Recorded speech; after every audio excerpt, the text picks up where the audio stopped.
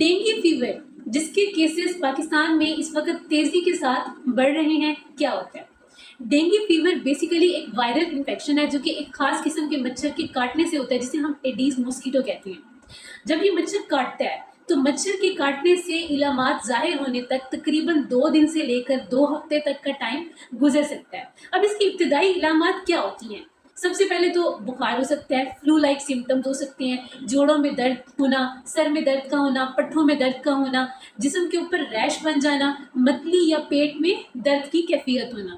اب اس کو ہم ٹریٹ کیسے کرتے ہیں؟ 80% جو پیشنٹس ہوتی ہیں ان کے اندر مائلڈ سمٹمز آتے ہیں جس کا ٹریٹمنٹ گھر میں پاسبل ہے، آپ کو ہاسپٹل جانے کی ضرورت نہیں ہے۔ گھر میں کیا کرنا ہے کہ آپ نے بیڈ ریسٹ کرنا ہے، آپ نے پانی کا استعمال زیادہ سے زیادہ کرنا ہے، پانی جس کے اندر نمکیات شامل ہوں جیسے کہ ORS وغیرہ، اس کا استعمال آپ نے زیادہ کرنا ہے۔ اور اس کیس میں بخار کی صورت میں آپ نے پیناڈول لینی ہے، اس میں اینٹی بایوٹکس کا کوئی رول نہیں ہے، اینٹی بایوٹکس آپ نے نہیں لینی، صرف آپ نے پیناڈول لینی ہے۔ لیکن کچھ وارننگ سائنز ہیں جو کہ ہمیں بتاتے ہیں کہ اگر خطرناک علامات ظاہر ہو رہی ہیں تو آپ کا جو ڈینگی کا سمپل کیس ہے وہ سویئر ڈینگی کی طرف جا رہا ہے۔ اس صورتحال میں آپ نے فوراً ہسپتال جانا ہے۔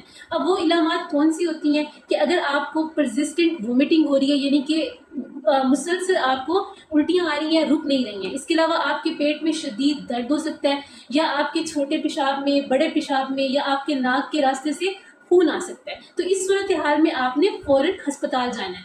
اب امپورٹنٹ بات یہ ہے کہ آپ اس صورتحال میں کون سی ادویات کا استعمال کر سکتے ہیں اور کون سی ادویات اس میں فائدہ مند نہیں ہیں بلکہ نقصان دہ ہیں۔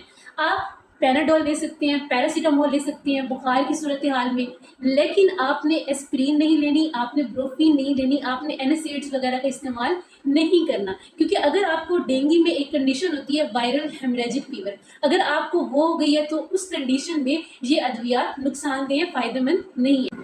اب اس کی پریونشن جو ہے وہ کیسے پاسبل ہے، کیسے ہم ڈینگی فیور سے بچ سکتے ہیں؟ سب سے پہلی بات تو یہ کہ آپ نے ماسکیٹو بائٹ سے بچنا ہے۔ کیسے بچنا ہے کہ آپ نے گھروں میں نیٹ کا استعمال کرنا ہے، آپ نے کوشش کرنی ہے کہ آپ وہ لباس پہنیں جن کی آستینیں وغیرہ جو ہیں وہ فل ہونی چاہیے۔ اس کے علاوہ کوشش کریں کہ ماسکیٹو ریپیلنٹس وغیرہ کا استعمال کریں، جیسے کہ ماسپل وغیرہ ہو گیا۔ آپ صبح کے ٹائم جو فجر سے لے کر 8 بجے تک والا ٹائم ہوتا ہے، یا شام کے ٹائم عصر سے مغرب تک والا جو ٹائم ہوتا ہے، اس میں آپ گھروں سے باہر نہ نکلیں، کیونکہ تب مچھر کے کاٹنے کے جو چانسز ہوتے ہیں وہ بہت زیادہ ہوتے ہیں۔ گھروں میں کوائل کا استعمال کریں، اسپرے کا استعمال کریں۔ اس کے علاوہ جو کھڑکیاں دروازے ہیں ان کو بند رکھیں، جو اندر جالی لگی ہوئی ہوتی ہے کوشش کریں کہ وہ بند رہے تاکہ مچھر کے آنے کے چانسز جو ہیں وہ کم ہوں۔